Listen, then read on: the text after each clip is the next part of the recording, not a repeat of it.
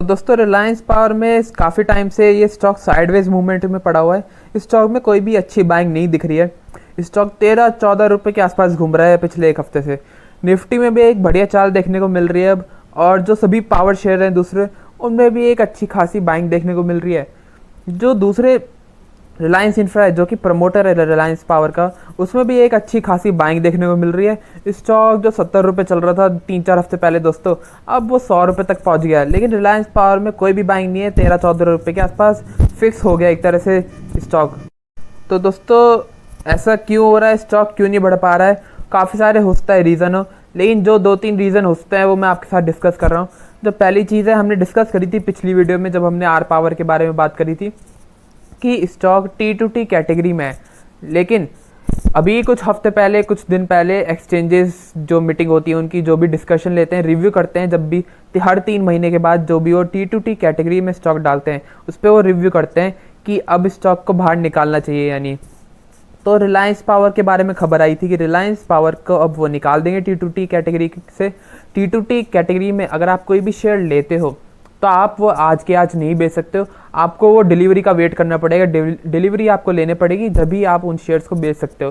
तो T2T category से Reliance power को बाहर निकाल दिया था जब वो आई थी चीज़, लेकिन शायद वो 1-2 दिन ही रहा, फिर से अब स्टॉक T2T कैटेगरी में चला गया है। जिसका मतलब यह है कि कोई भी अगर रिलायंस पावर को बढ़ाना चाहता है, रिलायंस पावर को खरीदना चाहता है, तो उसको डिलीवरी लेने पड़ेगी। वो इंट्राडे नहीं कर सकता, वो कुछ नहीं कर सकता, ना वो कल बेच पाएगा ना परसों, उसको डिलीवरी ही लेनी पड़ेगी दोस्तों।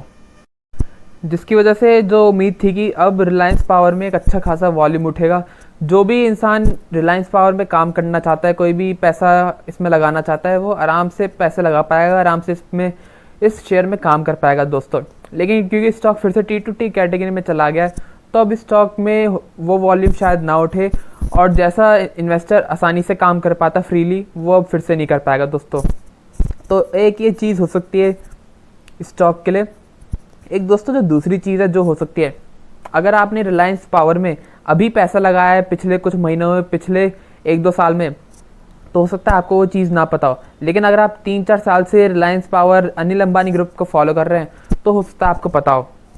मैं फिर भी बता देता हूँ अगर आपको नहीं पता है तो चीज़ क्या है वो दोस्तों, जब रिलायंस पावर जो है, जितना वो भाव चलता है पिछले कुछ साल, काफ़ी सालों से मैं देख रहा हूँ ऐसा होता आ रहा था, काफ़ी साल से ये पैटर्न फॉलो कर रहे थे रिलायंस पावर और रिलायंस इंफ्रा।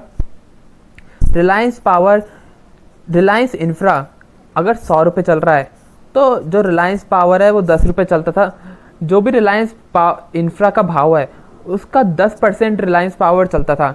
कभी ऊपर हो जाता था, कभी नीचे हो जाता था, क्योंकि स्टॉक्स है तो ये ऊपर नीचे चलते रहते थे। लेकिन एक ही पैटर्न फॉलो करते रहते थे। अगर रिलायंस इंफ्रा 600 रुपये है, 700 रुपये है, तो रिलायंस पावर भी 60, 65, 70 रुपये के आसपास चला जाता था। मतलब उसके 10% के आसपास रहता था स्टॉक। अगर रिलायंस इंफ्रा 500 है, 250, 400 ऐसी है, तो वो भी 250, 400 रुपये के आसपास आ जाता था। आसपास ही 10% उसका जो फॉलो करता था रिलायंस पावर। ये पिछले काफ़ी सालों से पैटर्न रहा है। तो हो सकता है ये कि जो भी ऑपरेटर्स अभी रिलायंस इंफ्रा को परचेज कर रहे हैं, क्योंकि रिलायंस इंफ्रा अभी जब से न्यूज़ आई थी रिलायंस इंफ्रा के लिए कि रिलायंस इंफ्रा को 7,000 करोड़ रुपए के आसपास मिलने वाले हैं दिल्ली मेट्रो कॉरपोरेशन से दोस्तों। तो उसके बाद से रिलायंस इंफ्रा में तो एक अच्छी खासी तेज़ी देखने को मिल रही है, लेकिन रिलायंस पावर में नहीं दिख रही है। रिलायंस पावर 14-15 रुपये तक गया था, जो कि एक 15 रुपये का रेसिस्टेंस है बहुत इंपॉर्टेंट, वहाँ तक आसपास गया था। लेकिन वहाँ से फिर से स्टॉक में थोड़ी गिरावट है, साइडवेज मूवमेंट देखने को मिल रही है। स्टॉक में कोई अच्छी खासी बाइंग नहीं है। तो ये हो सकता है कि जो ऑपरेटर्स अभी रिलायंस इंफ्रा को परचेज कर रहे हैं, क्योंकि साफ दिख रहा है रिलायंस इंफ्रा में तो ऑपरेटर्स एक्टिव है, उसमें वो पैसा लगा रहे हैं, उसमें वो खरीदारी कर रहे हैं स्ट्रॉन्ग, क्योंकि स्टॉक में सर्किट है और 100 रुपये के ऊपर आ गया।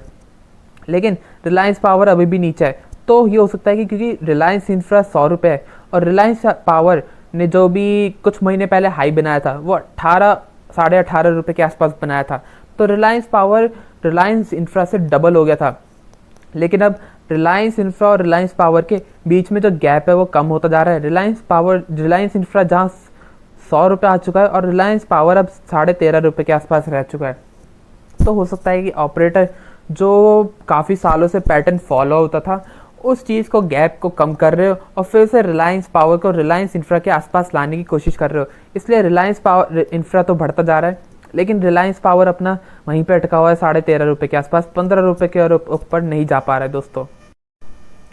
और जो दोस्तों तीसरी चीज़ हो सकती है वो ये है कि जो 15 रुपये का स्तर है रिलायंस पावर के लिए, एक वो बहुत ही स्ट्रॉन्ग रेजिस्टेंस है।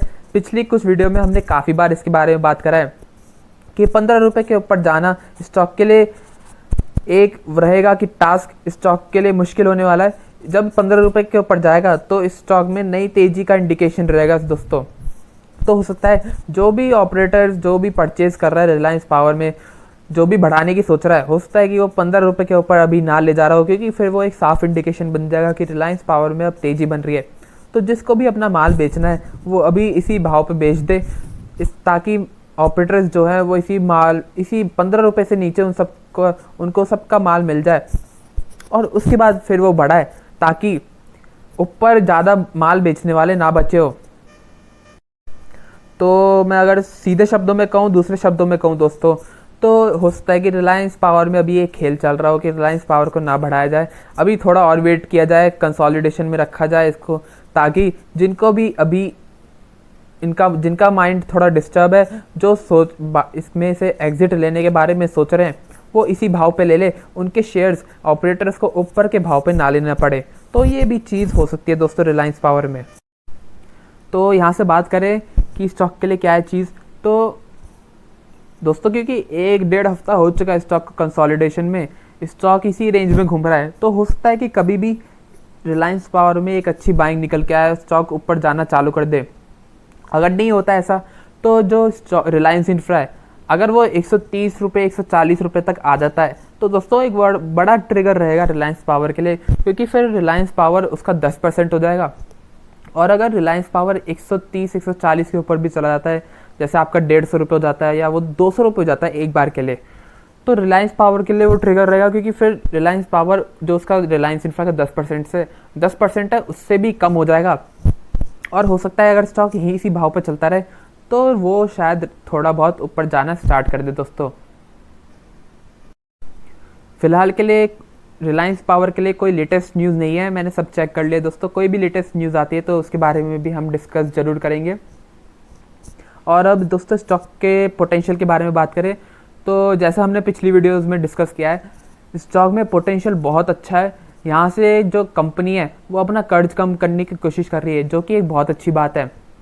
पिछले कुछ सालों में कंपनी हमेशा कर्ज की वजह से पिटी है, कंपनी को कर्ज की वजह से ही बहुत दिक्कत हुई है। इसलिए जो कंपनी अपना कर्ज डेब्ट को, जो भी इनके ऊपर लोन्स है, उस चीज़ को कम कर रही है, वो एक अच्छी बात है। और रिलायंस पावर के स्टॉक के लिए वो बहुत अच्छी चीज़ है।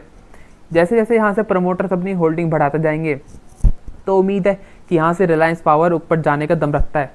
जैसा प्रमोटर्स, क्योंकि जैसे मैंने पिछली वीडियोस में डिस्कस किया था आपके साथ, जैसा प्रमोटर्स जैसा चाहते थे कि हम ऐसा करेंगे वैसा करेंगे रिलायंस पावर के साथ, वो वैसा नहीं कर पाए।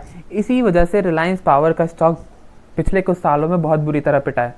लेकिन इस बार अगर रिलायंस, क्योंकि अब स्टॉक बिल्कुल 1 रुपये तक चला गया था एक बार के लिए नीचे में, और वहाँ से अब इस स्टॉक में ग्रोथ आ रही है, तो यहाँ से प्रमोटर्स ने अपना जो सबसे बुरा समय होता है वो देख लिया है। अब यहाँ से प्रमोटर्स अगर जैसा चाह रहे हैं करना, उनको एक होता है एक्सपीरियंस कि उन्हें मिल चुका है कि क्या क्या हमें अब नहीं करना है जिसकी वजह से हम पिटे थे। तो एक ही चीज़ पॉजिटिव हो जाती है प्रमोटर्स के लिए कि उनको पता है कि किन किन चीज़ों से उनको बचना है, किन किन वादों से बचना है जो हमें नहीं करने, जो कि हमारे फ्यूचर को बर्बाद कर सकता है, फ्यूचर के लिए सही नहीं है। तो ये सब चीज़ें हैं जो पिछले कुछ सालों में हुई है और जो पॉजिटिव है अब। तो यहाँ से प्रमोटर्स को पता है कि क्या करना है, और अगर जैसा प्रमोटर सोच रहे हैं अब यहाँ से, जो उनका सॉलिड प्लान है वैसा होता चला जाता है, तो रिलायंस पावर के लिए वो इम्पॉर्टेंट रहेगा। रिलायंस पावर हो सकता है फिर स्टॉक में एक अच्छी खासी बाइंग देखने को मिले। और वरना जो कंपनी की बैलेंस शीट है, जो कंपनी की रेवेन्यू है, प्रॉफिट्स, जो भी चीज़ें हैं और जो भी कंपनी के पास एसेट्स हैं, उन सबको देखें तो रिलायंस पावर में बहुत दोस्तों एक अच्छा खासा पोटेंशियल है। लेकिन जैसे मैंने बताया, कंपनी जो की प्रमोटर होल्डिंग जो है वो जैसे जैसे बढ़ेगी, यहाँ से जो ऑपरेटर्स है जैसे वो परचेज करते चले जाएंगे, और अगर कंपनी कर्ज कम करती चली जाती है, डेप्थ फ्री हो जाती है, तो वो बहुत बड़े ट्रिगर रहेंगे, वो बहुत बड़ी पॉजिटिव चीज़ रहेगी।